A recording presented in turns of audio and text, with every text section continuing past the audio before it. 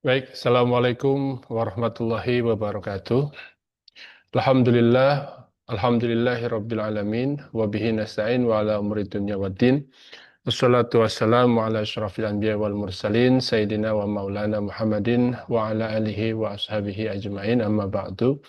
Selamat pagi, salam sehat rekan-rekan semua yang insya Allah dirahmati Allah Subhanahu wa Ta'ala. Untuk mengawali perkuliahan kita pada pagi hari ini, marilah terlebih dahulu kita awali dan kita buka sesi pertemuan pada pagi hari ini dengan bersama mengucap Al-Basmalah. Bismillahirrahmanirrahim.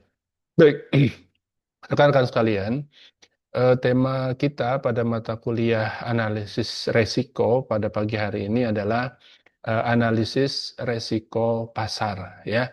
Nanti ini adalah materi yang sangat penting untuk kita kaji lebih mendalam tentang resiko-resiko apa saja yang dapat kita kita cari eh, solusinya dari setiap permasalahan yang ada di dalam pasar, ya. Baik, untuk terlebih dahulu kita akan masuk kepada sesi materi. Yang pertama terkait dengan kita mengenal lebih dahulu tentang pasar, ya rekan-rekan sekalian. Sebagaimana yang kita ketahui, ya, pasar itu adalah suatu kondisi, ya, atau situasi pasar dengan berbagai stabilitas dan instabilitasnya mampu memberikan pengaruh pada kontinuitas dan profit perusahaan. Ya, jadi pasar ini adalah strategi yang sangat penting dalam ekspansi perusahaan. Apakah suatu bisnis atau perusahaan tersebut nantinya dalam jangka panjang itu akan berkembang, ya, akan tumbuh atau stagnan atau bahkan turun, yaitu terkait dengan bagaimana produk atau jasa yang ditawarkan itu dapat terserap di dalam pasar, gitu ya. Jika situasi dan kondisi tersebut masih berada dalam posisi kendali manajemen, maka itu masih dianggap aman, gitu ya. Namun, jika itu sudah berada di luar kendali, maka perusahaan akan mengalami permasalahan, baik secara finansial maupun non-finansial. Nah, perusahaan dengan berbagai instrumen kebijakan yang dimiliki perusahaan maksimal untuk meminimalisir, ya, dan bahkan menghilangkan resiko pasar. Sehingga perusahaan dengan segala instrumen yang ada di dalamnya di berbagai macam divisi di internal perusahaan itu mengantisipasi atau bahkan juga membuat medical check up, ya, istilahnya, gitu ya, dari produk yang mereka buat, apakah produk tersebut nantinya ketika ditawarkan kepada masyarakat atau kepada khalayak luas itu dapat diterima atau sebaliknya tidak diterima. Nah, nanti ini penentuannya ada di dalam pasar. Nah, rekan-rekan sekalian, eh, secara umum, ya, untuk kita mengetahui tentang pasar dan resiko pasar, kita perlu memahami apa yang dimaksud dengan resiko pasar. Nah, risiko pasar secara umum merupakan kondisi yang dialami oleh suatu perusahaan yang disebabkan oleh perubahan kondisi dan situasi pasar di luar dari kendali perusahaan. Nah, rekan-rekan sekalian, kenapa ini disebut di luar dari kendali perusahaan? Karena memang sangat jelas dapat kita pahami bahwa pasar itu adalah pertemuan antara penjual dan pembeli. Nah, setiap penjual dia memiliki target, setiap penjual dia memiliki behavior, ya, perilaku. Nah, otomatis secara umum apa perilaku penjual? Ya, dia ingin agar dagangannya laku, kan seperti itu. Bagaimana cara agar dagangannya laku? Ya, dia menjual produk yang dia tawarkan di dalam pasar, entah itu dengan promosi atau dengan dengan diskon atau dengan berbagai macam cara agar barang tersebut dapat terjual di pasar. Dan juga ada sisi yang kedua, yaitu ada sisi perilaku konsumen, gitu ya. Nah, apa perilaku konsumen di sini kecenderungannya? Ya, setiap konsumen ini kan memiliki memiliki perilaku yang berbeda satu dengan yang lainnya. Setiap pembeli dia memiliki perilaku yang macam-macam, ya berbagai macam bentuk yang mereka inginkan ketika mereka di pasar. Entah mencari barang yang murah gitu ya, atau mendapatkan barang diskon gitu ya, atau mendapatkan produk atau barang yang memang sudah mereka rencanakan di rumah, atau bahkan ada pembelian impulsif ya, yang dia belum rencanakan ketika dia berada di pasar secara tiba-tiba atau spontan mereka ingin membeli barang tersebut, sehingga memang itu ya perilaku-perilaku yang ada pada penjual dan pembeli tadi itu di luar dari kendali perusahaan, sehingga perusahaan tidak bisa memberikan bagaimana perilaku konsumen dan produsen ketika di pasar. Nah, ini secara garis umum tentang risiko pasar, sehingga risiko pasar itu memang sangat sensitif bagi perusahaan. Nah, rekan-rekan sekalian, ada bentuk-bentuk resiko pasar yang harus kita ketahui. Yang pertama ini adalah general market risk, ya, resiko pasar secara umumnya, ya. Nah, apa itu general market risk ini? General market risk ini dialami oleh seluruh perusahaan yang disebabkan oleh suatu kebijakan yang dilakukan oleh lembaga terkait yang mana kebijakan tersebut mampu memberikan pengaruh bagi seluruh sektor bisnis, gitu ya. Contohnya misalnya ada kebijakan uang ketat misalnya.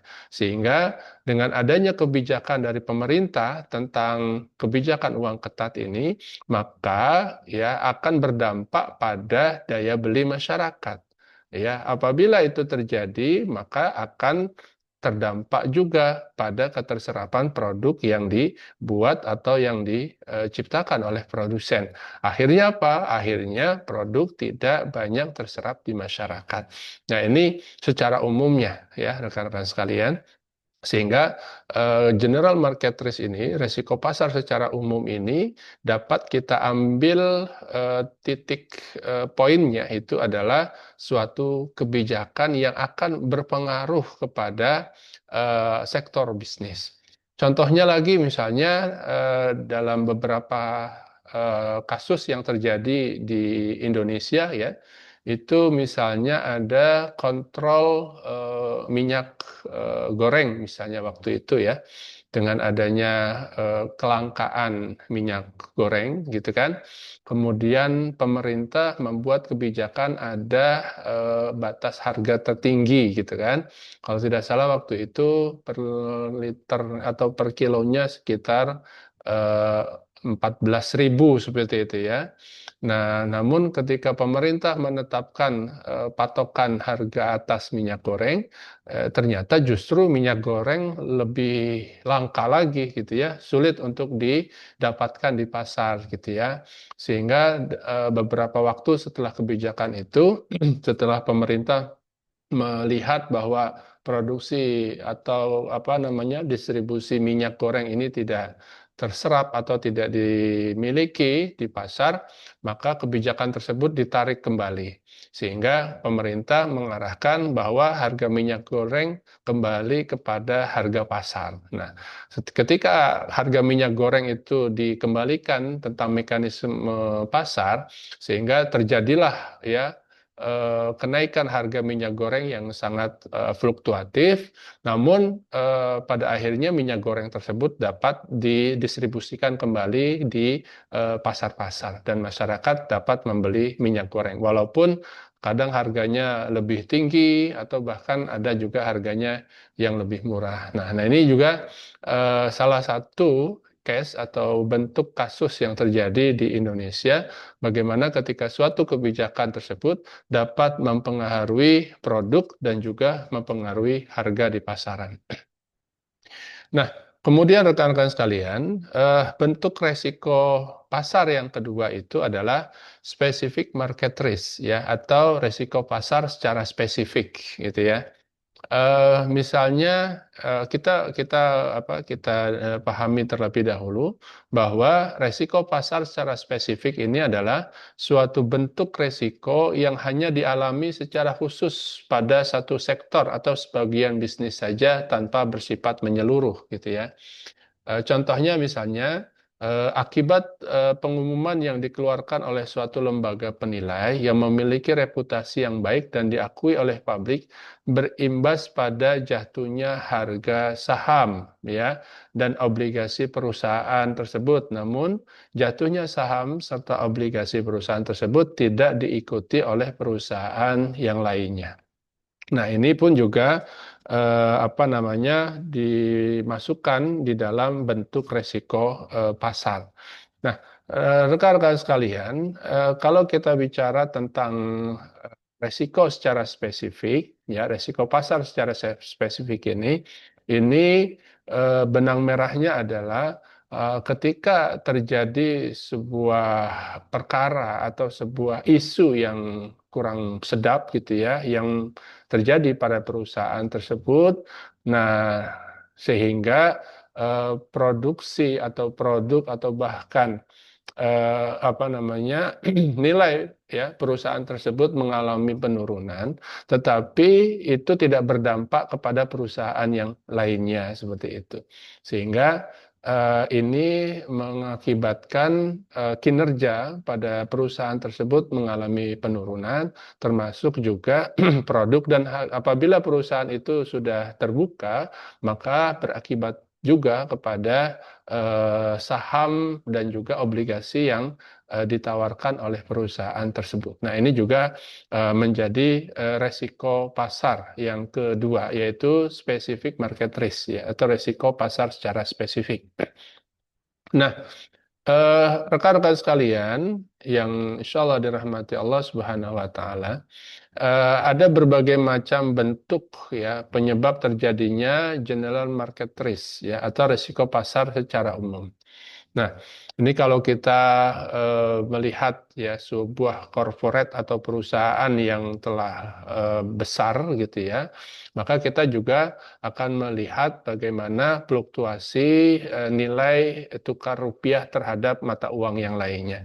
Maka yang pertama ini yang terlihat di dalam resiko pasar secara umum yaitu foreign exchange risk ya atau pasar valuta asing. Nah, rekan-rekan sekalian, pasar valuta asing yang bisa kita singkat yang disebut dengan falas merupakan suatu jenis perdagangan atau transaksi yang memperdagangkan mata uang suatu negara terhadap mata uang negara yang lainnya. Pasangan mata uang atau fair ya yang melibatkan pasar-pasar uang utama di dunia selama 24 jam secara non-stop ya, secara berkesinambungan. Sehingga terjadinya jual beli mata uang ini itu juga nanti akan berimplikasi kepada bagaimana perusahaan tersebut dapat mempersiapkan bahan baku ya yang dibutuhkan menggunakan harga. Misalnya kalau harga bahan baku atau komoditinya itu dia mendapatkannya dengan mata uang asing ya, entah itu mata uang dolar ya atau mata uang China yuan gitu ya. Nah, itu nanti akan sangat berpengaruh apalagi apabila bahan baku yang dia peroleh itu dia ambil atau dia dapatkan dari dari impor barang. Sehingga barang yang dia peroleh ya harus dia gunakan mata uang asing sebagai alat transaksinya. Nah, ini sangat berpengaruh. Yang pertama ya penyebab resiko pasar secara umum yaitu pengaruh dari pasar valuta asing. Nah, kemudian rekan-rekan sekalian, resiko penyebab resiko pasar secara umum yang kedua ini adalah interest rate rise ya, yaitu resiko suku bunga ya. Apa itu resiko suku bunga? Resiko suku bunga ini adalah resiko yang dialami akibat dari perubahan suku bunga yang terjadi di pasaran yang mampu memberikan pengaruh bagi pendapatan perusahaan. ya, karena bagi perusahaan yang besar ya, menengah ke atas ya, mereka mayoritas, kebanyakan dari mereka menggunakan dana pinjaman ya, dana pinjaman atau kredit dari perbankan atau mungkin dari investor untuk mengembangkan bisnis atau usaha yang mereka jalankan. Nah, apabila terjadi perubahan dengan nilai suatu suku bunga, ya itu akan juga mempengaruhi tingkat efisiensi dan pendapatan perusahaan tersebut. Maka perusahaan pun juga perlu menganalisis resiko yang akan mereka dapatkan ketika mereka akan mengajukan pinjaman, apakah mereka mampu untuk membayar pokok dan bunga yang ditetapkan bagi bisnis yang mereka jalankan. Nah, ini penyebab resiko pasar yang kedua, yaitu adanya risk ya, yaitu resiko suku bunga. Nah, kemudian rekan-rekan sekalian, penyebab resiko pasar secara umum yang ketiga itu adalah commodity position risk ya. Apa itu? Resiko perubahan nilai komoditi. Ya, resiko perubahan nilai komoditi ini adalah suatu situasi dan kondisi di mana terjadinya kerugian akibat perubahan harga barang komoditi di pasar yang disebabkan oleh faktor-faktor tertentu, ya, di mana kondisi ini akan semakin parah pada saat barang komoditi tersebut telah terikat kontrak dalam suatu kontrak perjanjian, serta informasi tersebut telah sampai ke pasar. Nah, ini juga yang menjadi penyebab terjadinya resiko pasar. Ya, perubahan harga komoditi itu juga sangat berpengaruh pada produk turunannya. Saya ambil contoh misalnya dalam beberapa kasus ya yang ada atau yang terjadi di Indonesia, yaitu komoditi yang kita peroleh dari hasil impor ya, misalnya impor beras ya. Nah, atau misalnya komoditi minyak ya.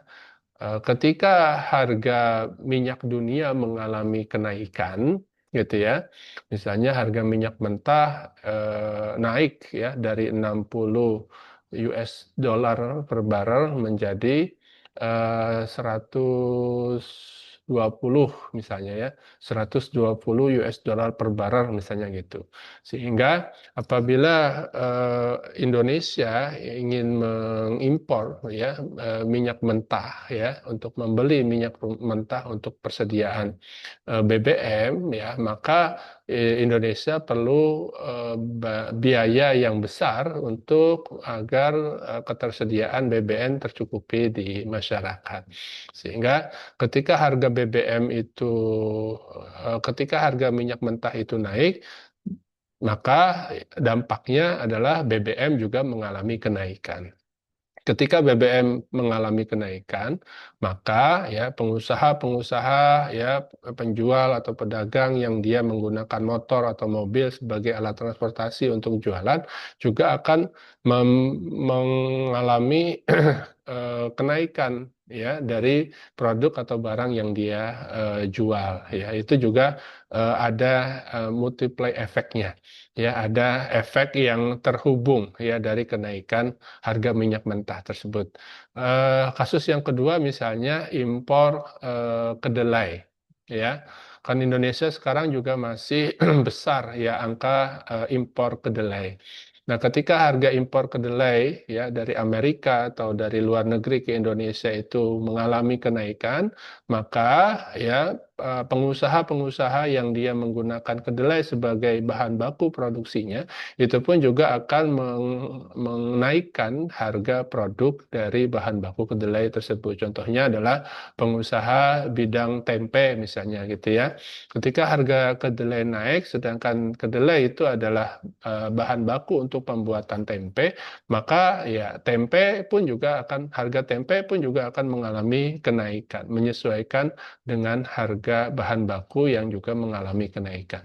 Nah, ini penyebab terjadinya resiko pasar secara umum yang kedua, yaitu resiko perubahan nilai komoditi. Nah, Kemudian penyebab resiko yang ketiga itu adalah resiko perubahan kekayaan, equity possession risk, ya. Apa itu resiko perubahan kekayaan ini? Adalah suatu kondisi di mana kekayaan perusahaan, ya, stok dan share mengalami perubahan dari biasanya, sehingga perubahan tersebut memberi dampak pada keuntungan dan kerugian karyawan. Nah, ini juga terjadi atau terdapat pengaruh, ya, tentang perubahan kekayaan pada perusahaan. Ketika perusahaan itu dapat tumbuh dan berkembang, sustain, ya, perusahaannya secara struktur manajerialnya bagus gitu, ya. Kemudian produk-produknya mereka terserap di masyarakat pun juga akan berpengaruh kepada perusahaan tersebut, termasuk juga reward yang perusahaan berikan kepada karyawan atau pekerja yang ada di dalamnya. Pun sebaliknya, apabila perusahaan tersebut dia mengalami failit, ya, atau kebangkrutan, ya, maka itu pun juga akan berdampak kepada PHK, perampingan pekerja dan lain sebagainya. Nah, ini resiko yang ketiga gitu, ya. Nah, kemudian ada politik risk, ya. Stabilitas politik adalah suatu sangat penting bagi suatu negara, ya. Nah, stabilitas politik menjanjikan terciptanya pembangunan yang berkelanjutan. Namun, jika pemimpin dan pihak terkait di suatu negara tidak mampu menciptakan iklim kondusif dalam bidang politik, maka artinya seluruh pemimpin dan aparatur di negara tersebut tidak memiliki semangat kepemimpinan. Nah, ini juga sangat penting untuk kita ketahui bahwa stabilitas politik itu memiliki hubungan yang sangat erat dengan stabilitas ekonomi dan juga stabilitas investasi, ya. Ketika negara, ya, hadir, ya, untuk menjaga peran dalam memberikan rasa aman, memberikan keamanan, memberikan kesejahteraan dan keadilan bagi masyarakat, maka politik pun juga akan mengalami masa keamanan, ya, masa-masa tenang. Namun apabila pemerintah atau pemimpin tidak hadir dalam menjaga, ya, menjaga emosi masyarakat, baik keadilan, ya, kesejahteraan dan kedamaian, maka akibatnya akan terjadi kerusuhan, akan terjadi demo-demo di mana-mana, akan terjadi gejolak-gejolak politik, ya, yang berakibatkan kerusuhan, ya, perpecahan gitu, ya, terjadi perlawanan antara pihak yang pro atau yang kontra, ya, dan itu akan berdampak pada stabilitas ekonomi dan juga stabilitas investasi. Nah, mungkin kita bisa melihat, ya, beberapa kasus, ya, yang terjadi di di beberapa waktu yang lalu, misalnya pada saat demo, ya, demo untuk DPR, ya, waktu itu, ya, demo DPR, ya. Dan akibatnya apa? Ya, akibatnya eh, kerusuhan, gitu kan. Ada korban yang meninggal, kemudian juga ada penjarahan ke rumah-rumah oknum anggota DPR, ya, dan itu menjadi berita yang luas, tidak hanya berita nasional tetapi juga berita internasional. Ya, dan akibatnya apa? Ya, masyarakat luas, bukan hanya di Indonesia, malah masyarakat dunia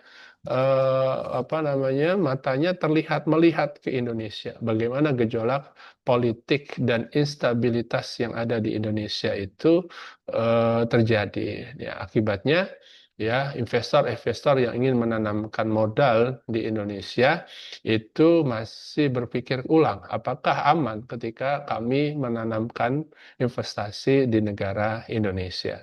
Sedangkan situasi dan kondisi yang terjadi di Indonesia pada saat itu mengalami gejolak politik. Nah, inilah, ya, betapa stabilitas politik itu sangat berpengaruh pada stabilitas ekonomi dan stabilitas investasi.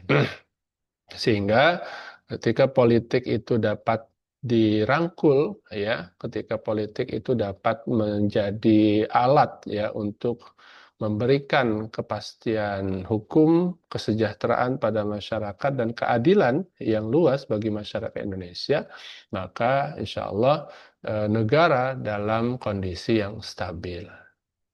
Nah, rekan-rekan sekalian yang insya Allah dirahmati Allah Subhanahu wa Ta'ala, faktor-faktor yang mempengaruhi terjadinya gejolak harga di pasar.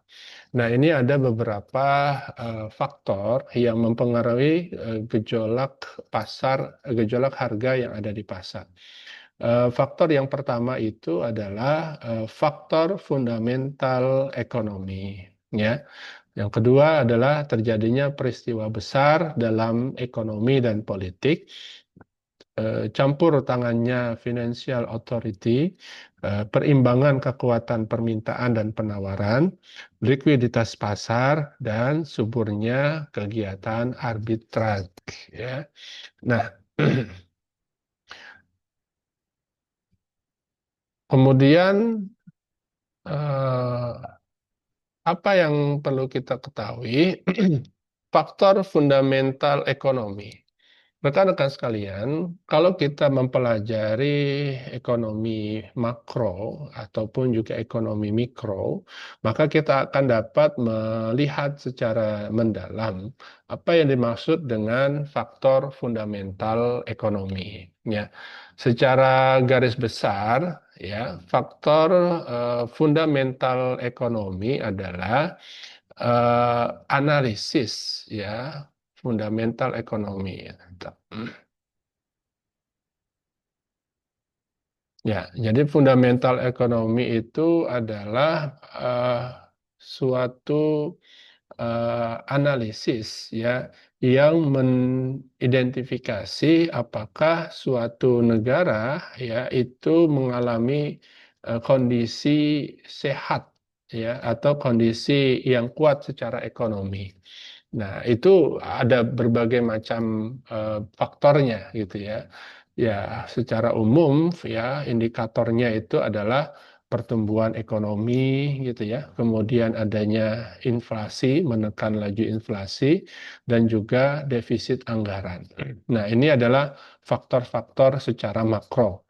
Nah, sedangkan faktor-faktor secara mikro bisa kita lihat seperti ada keseimbangan antara permintaan dan penawaran dalam suatu produk atau dalam berbagai macam produk gitu ya. Jadi kalau melihat faktor fundamental ekonomi itu kita melihat dari dua sisi ekonomi, yaitu secara makro dan juga secara mikro. Nah, kemudian terjadinya peristiwa besar dalam ekonomi dan politik ya. Nah, peristiwa besar ini adalah suatu peristiwa yang sangat berpengaruh kepada stabilitas ekonomi dan stabilitas politik suatu negara. Ya, entah itu apa namanya terjadinya suatu perkara atau suatu kasus yang itu akan berdampak luas bagi masyarakat. Nah, ini ini peristiwa-peristiwa besar inilah ya yang menjadi pengaruh tentang atau terjadinya gejolak harga di pasar. Nah, kemudian yang ketiga adalah campur tangannya Financial Authority. Nah, otoritas keuangan di Indonesia ini siapa? Ya, yang pertama, yang independen itu adalah Bank Indonesia. Ya, Bank Indonesia merupakan otoritas keuangan. Selain itu ada juga OJK, ya, Otoritas Jasa Keuangan, gitu ya. Ini pun juga akan berpengaruh kepada gejolak pasar, gejolak harga di pasar. Nah, kemudian yang keempat ada perimbangan kekuatan permintaan dan penawaran. Ya, ketika permintaan dan penawaran ini kekuatannya seimbang, maka akan terjadi keseimbangan harga di pasar dan itu juga akan mengalami gejolak. Nah, apabila salah satu di antara keduanya ya, apakah permintaannya banyak dengan produknya atau penawarannya sedikit, maka akan terjadi kelangkaan di pasar, maka harganya akan melambung tinggi dan sebaliknya. Apabila permintaannya sedikit tetapi produknya banyak, maka itu pun juga akan berpengaruh kepada harga barang tersebut yang nantinya akan lebih murah karena barang tersebut tidak laku di pasaran. Nah, kemudian yang kelima adalah likuiditas pasar dan yang keenam adalah suburnya kegiatan arbitrage ya, arbitrage. Jadi dengan enam faktor terjadinya gejolak pasar ini itu nanti yang akan menyebabkan adanya resiko pasar. Nah, kemudian rekan-rekan sekalian, ada namanya yang ke lainnya adalah faktor-faktor yang menyebabkan perubahan kurs, ya. Perubahan kurs itu adalah perubahan mata uang, ya. Yang pertama adalah perbedaan inflasi, ya itu sangat berpengaruh pada perubahan kurs. Kemudian perbedaan tingkat bunga, kemudian ada independensi bank sentral, lalu ada pertumbuhan ekonomi, dan yang terakhir adanya ekspektasi. Nah, inilah yang nanti menjadi faktor penyebab terjadinya perubahan kurs atau nilai mata uang. Ya, baik itu nilai mata uang rupiah terhadap dolar atau nilai mata uang dolar terhadap rupiah atau nilai mata uang yang lainnya sebagai alat tukar atau alat transaksi dalam membeli atau menyiapkan bahan baku, terutama apabila bahan baku yang diperoleh itu berasal dari negara lain atau dalam arti lainnya adalah barang bakunya berasal dari impor. Sehingga sangat berpengaruh terhadap kenaikan atau penurunan nilai mata uang. Nah, itu rekan-rekan sekalian ya materi yang pertama tentang resiko pasar. Jadi resiko pasar ini tidak hanya terjadi ya dalam internal perusahaan, tetapi secara umum ya faktor eksternal sangat berpengaruh terhadap resiko perusahaan. Sehingga perusahaan sebelum berekspansi untuk melebarkan sayapnya, baik pembukaan cabang baru di negara di kota lain atau di negara lain, maka perlu mempertimbangkan resiko-resiko yang akan muncul sehingga perusahaan tersebut dapat mengantisipasi kemungkinan yang terjadi di masa yang akan datang. Itu saja materi kita tentang resiko pasar ya, sehingga nanti kita dapat mengambil pelajaran dari materi ini bahwa resiko pasar itu adalah sebuah keniscayaan karena terjadi di luar dari kemampuan perusahaan untuk mengantisipasinya. Tetapi bukan tidak mungkin perusahaan dapat mencari solusi ya dari setiap kejadian yang ada di pasar. Sehingga perusahaan pun juga perlu riset, perlu analisis apakah akan mengalami keuntungan atau bahkan justru kerugian apabila ada suatu peristiwa atau kejadian yang mungkin terjadi di luar dari perencanaan atau di luar dari yang diketahui oleh perusahaan. Itu aja saya materi kita pada hari ini. Terima kasih. Untuk resiko pasar, saya rasa cukup. Wabillahi taufik wal hidayah. Assalamualaikum warahmatullahi wabarakatuh.